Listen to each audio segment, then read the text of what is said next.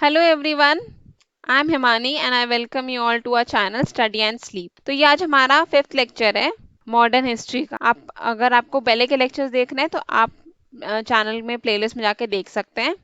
तो आज हम बात करेंगे कॉन्स्टिट्यूशनल चेंजेस की। हमने पढ़े हुए जैसे रेगुलेटिंग एक्ट, चार्टर एक्ट, ये सब पढ़े हुए हैं ना हमने, वो हम आज पढ़ेंगे। तो आज तक हमारी कहानी कहाँ तक पहुंच गई है? ब्रिटिशर्स का कंट्रोल बंगाल पे एस्टैब्लिश हो चुका है, राइट। हमने देख लिया है कि प्लासे और बक्सर वो लोग कैसे जीते हैं। तो यहाँ अभी 1764 में मतलब वो बक्सर की वॉर जीत चुके हैं, बैटल, और उन्होंने पूरा पूरा कंट्रोल बंगाल पे एस्टैब्लिश कर लिया है। अब इसके बाद वो क्या करेंगे? ब्रिटिशर्स का जो काम है वो क्या है? पैसा कमाना। They are traders, right. तो वो एक डुअल सिस्टम लेकर आते हैं 1765 में, वो डुअल सिस्टम लेकर आते हैं।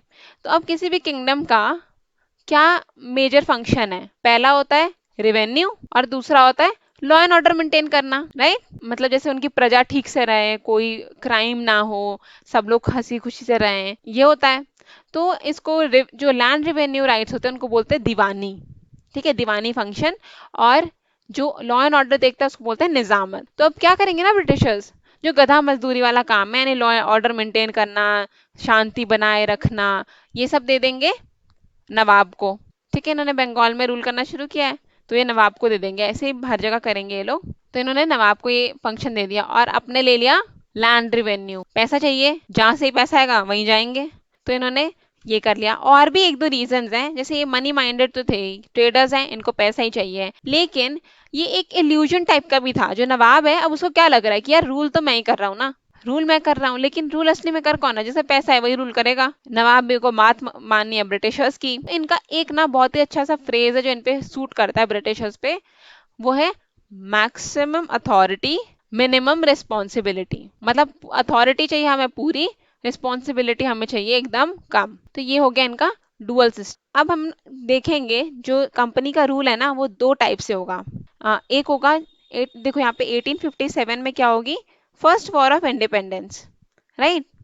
तो जब फर्स्ट वॉर ऑफ इंडिपेंडेंस से पहले यानी 1773 से लेकर 1858 तक कंपनी का रूल चलेगा, और 1858 के बाद जो इंडिपेंडेंस तक हमारा क्राउन का रूल चलेगा। मतलब जो ब्रिटिश में क्राउन है यानी कि जो क्वीन है वो रूल करेगी डायरेक्ट। तो अब कंपनी का जो रूल है वो यहाँ से कैसे स्टार्ट हुआ? यहाँ पर ब्रिटिश पार्लियामेंट ने इंटरफेरेंस करना शुरू किया। जैसे हम जब बक्सर की वॉर लोग जीते 1764 में, उसके बाद से ये लोग यहाँ पे ट्रेड कर रहे थे। तो अब इन लोगों ने वहाँ ब्रिटेन में लोगों ने देखना शुरू किया, यार ये तो बहुत पैसा कमा रहे हैं, इतना ट्रेड कर रहे हैं, इतना पैसा कमा रहे हैं, इनको बहुत प्रॉफिट होता था इंडिया के साथ ट्रेड करके। ठीक है, तो इन लोगों ने जाना कि ये तो बहुत पैसा कमा रहे हैं, तो इन्होंने लॉबिंग करना शुरू की कि वहाँ पे देखो इंडिया के साथ इतना एक्सप्लॉयटेशन कर रहे हैं, इंडिया का हरास कर रहे हैं इंडियन सिटीजन्स को। तो अब जो ब्रिटिश पार्लियामेंट है वो हो गया कि हाँ चलो हम लोग कुछ करते हैं, कुछ कॉन्स्टिट्यूशनल चेंजेस लेकर आते हैं। तो इन्होंने कॉन्स्टिट्यूशनल चेंज पहला क्या लेकर आते हैं? Regulating act of 1773। ठीक है, ये पहला एक्ट आता है। बहुत छोटे छोटे बीच बीच में एक्ट्स आएंगे इसके बाद, लेकिन हम लोग सिर्फ इम्पोर्टेंट इम्पोर्टेंट देखेंगे। और इम्पोर्टेंट में भी हम सिर्फ वो देखेंगे जिसका यूनिक एस्पेक्ट क्या था। इस जो जो भी एक्ट हम पढ़ेंगे उसकी यूनिक चीज़ें क्या थी, क्योंकि हरदम जो भी पूछा जाता है वो यूनिक चीज़ें पूछी जाती हैं एग्जाम्स में। तो हमने जब रेगुलेटिंग एक्ट ऑफ 1773 में पढ़ा तो ये पहला स्टेप था जो ब्रिटिश पार्लियामेंट ने लिया कंट्रोल करने के लिए जो ईस्ट इंडिया कंपनी है उसके अफेयर्स। इससे पहले वो ट्रेडिंग कंपनी थी, उसे चार्टर दे दिया है, वो उनका जो मना रहा है वो कर रहे हैं। उन्होंने कहा, पूछने तो नहीं गए थे वो लोग कि हम लोग लड़ लें, प्लासी की वॉर लड़े कि नहीं लड़े, वॉन्डी वॉश की वॉर लड़े कि ना लड़े, ऐसा पूछने तो गए नहीं थे। कंपनी अपना रूल अपना बढ़िया काम कर रही थी, लेकिन अब ब्रिटिश पार्लियामेंट ने इंटरफेरेंस स्टार्ट कर दी है। और ये पहली बार था ईस्ट इंडिया कंपनी का जो रिकॉग्निशन मिल रहा था उनको पॉलिटिकल और एडमिनिस्ट्रेटिव फंक्शंस। मतलब यहाँ पे पॉलिटिकल और एडमिनिस्ट्रेटिव फंक्शंस कर रहे थे, बट उसको ब्रिटिश पार्लियामेंट रिकॉग्नाइज आज तक उसने नहीं किया था। मतलब ऐसा कोई चार्टर नहीं आया था या कोई ऐसा लॉ नहीं आया था जिसमें बोला जाए कि ये लोग यहाँ पे ऐसा फंक्शन कर रहे हैं। अभी पॉलिटिकल पावर बन ही चुके हैं, एडमिनिस्ट्रेशन कर ही रहे हैं बंगाल का। तो ये पहली बार है कि इनको रिकॉग्निशन मिला है, इनके इन फंक्शंस को रिकॉग्निशन मिला है। तो जो गवर्नर ऑफ बंगाल था ना उस टाइम पर, उसको बना दिया governor general of Bengal.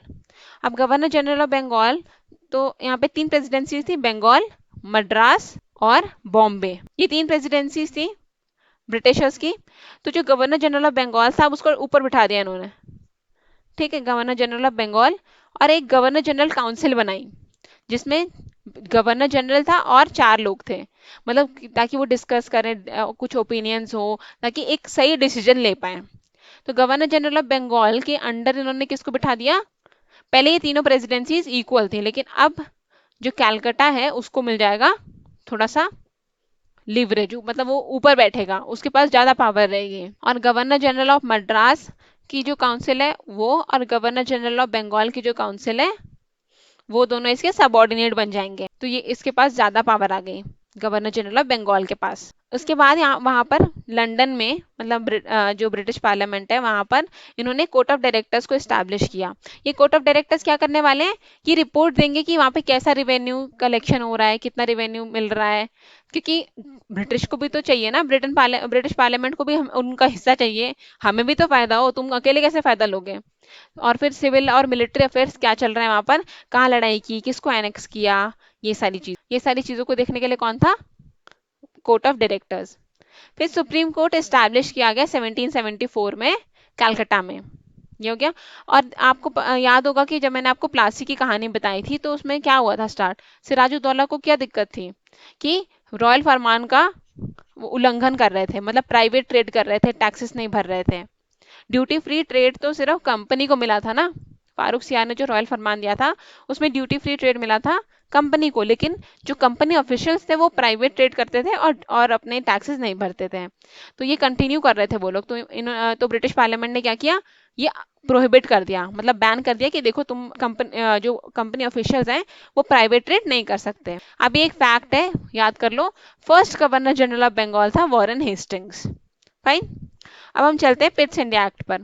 Pitt's India act कब आया? 1784 में। 1773 का जो रेगुलेटिंग एक्ट है ना, उसके बाद भी एक्ट्स आए हैं थोड़े बहुत, है ना, एक्ट ऑफ सेटलमेंट और ये सब, मतलब कुछ ज्यादा इंपॉर्टेंस के नहीं है, इसलिए हम यहाँ पे डील नहीं करेंगे उसको। तो अब जो पिट्स इंडिया एक्ट है वो क्या करता है? वो डिफरेंशिएट कर देता है कंपनी के कमर्शियल और पॉलिटिकल फंक्शंस को। अब हमने देखा जो बोर्ड ऑफ डायरेक्टर्स बने थे वो कमर्शियल फंक्शन को देखेंगे, जो कमर्शियली मतलब जो ट्रेड वगैरह हो रहा है, ट्रेड इन सब के बारे में वो लोग देखेंगे। और जो बोर्ड ऑफ कंट्रोल है वो क्या करेगा? वो सिविल अफेयर्स, मिलिट्री अफेयर्स और रेवेन्यू के ऊपर ध्यान रखेगा। और कहाँ क्या चीज होगी, किस चीज का रेवेन्यू या कहाँ के military affairs? British position in India. अब पहली बार जो इंडियन टेरिटरी थी जो रूल कर रहा था, कौन?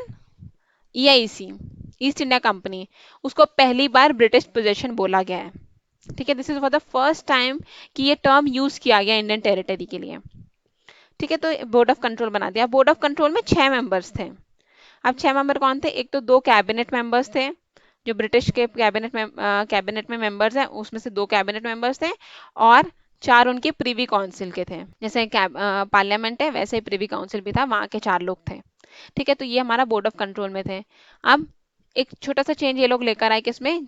जो गवर्नर जनरल की काउंसिल है उसमें। पहले हमने पढ़ा ना GG+4 था, मतलब गवर्नर जनरल और 4 लोग थे, लेकिन अब क्या कर दिया? गवर्नर जनरल और 3 लोग कर दिया। और यहाँ पे गवर्नर जनरल को क्या दे दिया? Veto power.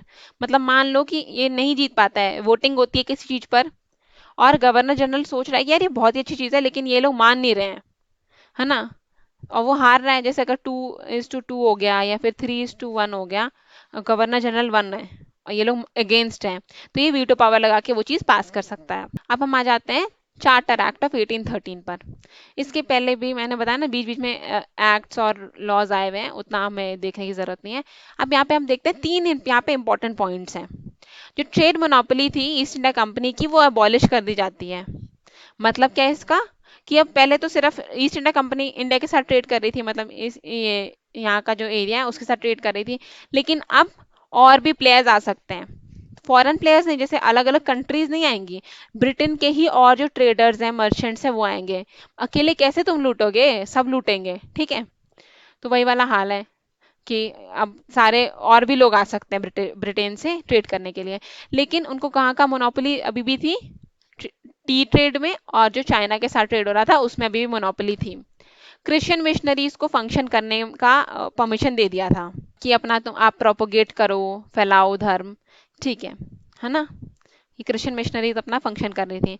और इन्होंने क्या किया था ना, 1 लाख रुपीज दिए थे इंडिया को, ताकि वो लोग अपने एजुकेशन में खर्च कर सके, एजुकेट हो, लिटरेट बने। लेकिन ये अभी तो ये कर रहे हैं, लेकिन अभी क्या होगा ना, 1857 में जब लड़ाई हो जाएगी, फर्स्ट वॉर ऑफ इंडिपेंडेंस, उसके बाद बोलेंगे तुम पढ़ो लिखो भाड़ में जाओ, हमें कोई मतलब नहीं है तुमसे, हम अपना ट्रेड करेंगे, ट्रेड ही करेंगे। तो ये अभी इन्होंने हमें वो दिखाया है, कैरेट, ये ना एक होता है carat and stick policy, carat and stick मतलब गाजर खिलाओ और मारो। तो ये लोग कैरेट दिखाते थे और मारते थे डंडा, कैसे एक्सप्लॉइट कर रहे हैं। लेकिन कभी कभी ऐसी चीजें लेके आएंगे, आपको लगेगा यार ये तो बहुत अच्छा काम कर रहे हैं, जैसे रेलवेज आएंगे, कम्युनिकेशन कनाल सिस्टम और ये सब बनेगा, तो हमें लगेगा यार बहुत अच्छे लोग हैं, पर कर क्या रहे हैं, वो अपने मतलब के लिए बना रहे हैं। तो ये हमारी carat and stick policy. Fine. अब हमारा आता है चार्टर एक्ट ऑफ 1833। अब जो चार्टर एक्ट ऑफ 1833 में क्या है, यहाँ पे हो जाता है complete abolition of trade monopoly. पहले जो इनकी बची हुई थी ना यहाँ पे टी ट्रेड में और चाइना के साथ ट्रेड में, वो इन्होंने कर दी खत्म। अब कोई भी मतलब कोई मोनोपोली नहीं है ईस्ट इंडिया कंपनी की। और बहुत इंपॉर्टेंट एक चेंज ये हो रहा है कि गवर्नर जनरल ऑफ बंगाल जो है, अब वो गवर्नर जनरल ऑफ इंडिया बन चुका है। इसके पास अब पूरी पूरी पावर आ गई है। गवर्नर जनरल ऑफ मद्रास और बॉम्बे की पावर, इनको मतलब लगेगा कि यार मेरे तो कुछ है ही नहीं। इनको डिप्राइव्ड फील होगा, डेप्रीवेशन फील होगा कि यार हमारे पास जो लेजिस्लेटिव पावर्स थी वो हमारे से छीन ली गई हैं, और गवर्नर जनरल ऑफ बंगाल को गवर्नर जनरल ऑफ इंडिया बना दिया जाएगा। तो पहला गवर्नर जनरल ऑफ इंडिया कौन था, विलियम बेंटिक। ये फिर से एक फैक्ट है, ये भी पूछा जाता है, तो याद कर लीजिए आप लोग। उसके बाद ना ये लोग सोचते हैं कि एक कोडिफाइड सिस्टम बना दें हम, लॉज जो है वो कोडिफाई कर दें। तो ये क्या करेंगे, ये ओपन कंपटीशन का प्रपोजल रखेंगे कि ओपन कंपटीशन हो, जो सिविल सर्विसेज के लिए या कोई भी सर्विसेज में अगर कोई जाना चाहता है तो ओपन कंपटीशन हो, और इंडियंस को किसी भी जगह से डिबार ना किया जाए, मतलब डिप्राइव ना रखा जाए। ये नहीं कि इंडियंस नहीं कर सकते, इंडियंस के लिए भी ओपन करना है। तो यहाँ पे ना ये प्रपोजल है। अब जो नेक्स्ट चार्टर एक्ट आएगा उसमें ये लोग वो हो जाएगा, ये मिल जाएगा हम लोग को। जैसे मैंने आपको बताया कि ओपन कंपटीशन रखा गया था, तो open return competition for civil services, civil services के लिए ओपन कंपटीशन हो गया, इंडियंस भी पार्टिसिपेट कर सकते हैं। ये किसने किया था, मैकॉले कमेटी बनी थी ब्रिटेन में, उसने। अब ये इसका एक बहुत इंपॉर्टेंट पॉइंट क्या है, separation of executive and legislative function. ठीक है, पहली बार एग्जीक्यूटिव और लेजिस्लेटिव फंक्शन वो सेपरेट किए गए थे, मतलब डिफरेंशिएशन किया गया था यहाँ पर। अगर आपको नहीं पता एग्जीक्यूटिव फंक्शंस क्या होता है, लेजिस्लेटिव फंक्शंस क्या होते हैं, तो पॉलिटी का जो फर्स्ट लेक्चर है हमारे चैनल पे, उसमें बहुत अच्छे से डिस्कस किया गया है। ठीक है, तो आप वो देख सकते हो, डिस्क्रिप्शन बॉक्स में लिंक है, और मैंने आई बटन में भी लिंक दे दिया है। तो यहाँ पे क्या होता है, ये इंडियन लेजिस्लेटिव काउंसिल बनाता है, जैसे GG+4 था। अभी आपको याद होगा कि हमने पहले GG+3 बना दिया था, पिट्स इंडिया एक्ट में GG+3 बना दिया था, लेकिन फिर जो छोटे मोटे एक्ट आए थे ना, उसमें वापस से बढ़ के GG+4 हो गया था। गवर्नर जनरल और 4 लोग, और यहाँ पे 6 लोग और डाल दिए गए। अब ये 6 लोग कौन थे, ये लोग इंडिया के रिप्रेजेंटेटिव थे, जो थे कैलकाटा से, एक मद्रास से, एक बॉम्बे, एक नॉर्थ वेस्ट फ्रंटियर प्रोविंस से, NWFP, यानी आपका पंजाब और ये पाकिस्तान वाला एरिया को NWFP बोलते हैं। फिर एक सुप्रीम कोर्ट का जज जो सिटिंग जज होगा, और सुप्रीम कोर्ट का chief justice. Supreme court setup हुई है, अभी आपको पता चला ना, फर्स्ट जब अभी रेगुलेटिंग एक्ट ऑफ 1773 आया, उसके अंडर 1774 में सुप्रीम कोर्ट सेटअप हुई है कलकत्ता में, तो वहाँ का जज और वहाँ का चीफ जस्टिस, ये 6 लोग थे। इनको बोला गया, ये काउंसिल को बोला गया इंडियन लेजिस्लेटिव काउंसिल। इन्होंने फिर हमें दिखाया कि देखो, तुमको हमने इंक्लूड किया है, तुम लॉ मेकिंग में आ गए हो, अब तुम लॉज बनाओगे इंडिया के लिए। लेकिन कभी ये नहीं बताया कि गवर्नर जनरल के पास वीटो पावर है, अगर ये मना भी कर देंगे, और अगर इनको लागू करना होगा ब्रिटिशर्स को, तो वो तो कर ही देंगे ना। लेकिन ये हमें दिया गया था carrot, carrot and stick policy पर ही चला है पूरा जो ब्रिटिशर्स का रूल है ना, वो दिखाते थे कि देखो हम कितने बढ़िया हैं, और मार देते फिर। अब यहाँ पे क्या होता है कि जो क्राउन है उसने कंपनी का रूल एक्सटेंड कर दिया। ठीक है, वो चार्टर लेकर आया ना कि इतने साल के लिए तुम ट्रेड करोगे, उतने साल के लिए ट्रेड करोगे, मेन तो वहाँ पे क्राउन ही है, जो क्वीन है वो। तो इन्होंने थोड़ा एक्सटेंड कर दिया, और जो भी पोजेशंस है उसको रिटेन करने को कहा। लेकिन ये क्लियर इंडिकेशन किस चीज का था, कि हम एक्सटेंशन दे रहे हैं, मतलब हम खत्म भी कर सकते हैं। मतलब ऐसा नहीं है कि तुम जब मन करे तब तक चलाओगे, नहीं, जब तक हम चाहेंगे तब तक ही तुम कंपनी का रूल है वहां पर। ठीक है, मतलब उसने बता दिया कि देखो मैं बहुत पावरफुल हूँ, ऐसे भी कंपनी से तो पावरफुल है ही क्राउन। तो ये हो गया। ठीक है, अब हम इसके आगे भी बहुत सारे एक्ट्स आए हैं, बट वो हम कब पढ़ेंगे, जब हम फर्स्ट वॉर ऑफ इंडिपेंडेंस देख लेते हैं। अब यहाँ पे ना फर्स्ट वॉर ऑफ इंडिपेंडेंस के बाद ना बहुत बड़ा चेंज आएगा।